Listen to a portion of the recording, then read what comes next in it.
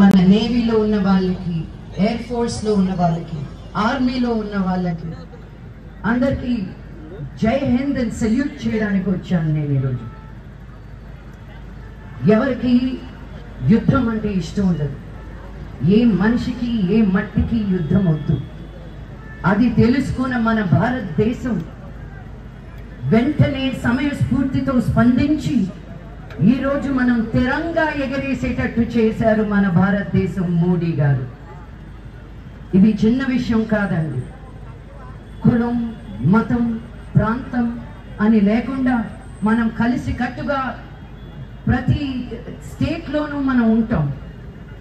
మన దేశంలోకి అడుగుపెట్టి మన ఆడపడుచుల్ని విధవలుగా చేసిన వాళ్ళకి ఆపరేషన్ సింధూర్ అని పేరు పెట్టి కరెక్ట్గా ఎలాంటి న్యాయం చేయాలో అది చేసి ఎంతో మంది సిపాయిలు, ఎంతో మందికి ఇబ్బంది కలగకుండా, మన వాళ్ళు చనిపోకుండా స్విఫ్ట్గా, క్విక్గా పని పూర్తి చేసుకొని వచ్చారు మన మోడీ గారు.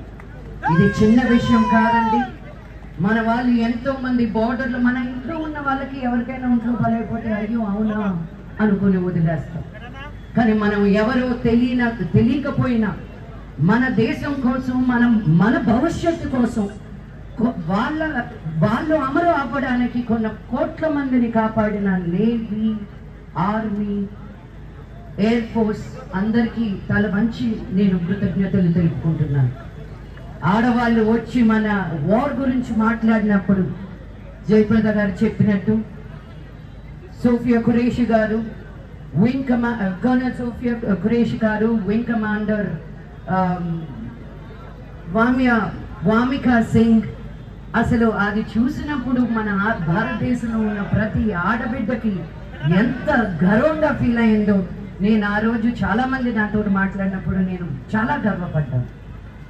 అలాగే ఇది ఒకరి విన్ కాదు, ఇది మన అందరిది అనుకుంటూ ప్రతి స్టేట్లోనూ ప్రతి సిటీలోనూ ఈ తిరంగా యాత్ర అద్భుతంగా జరగాలని మనస్ఫూర్తిగా కోరుకుంటూ అమరుడైన మన సోదరుడు మురళీ నాయక్ని మరొక్కసారి తలుచుకుంటూ జై హింద్, వందే మాతరం.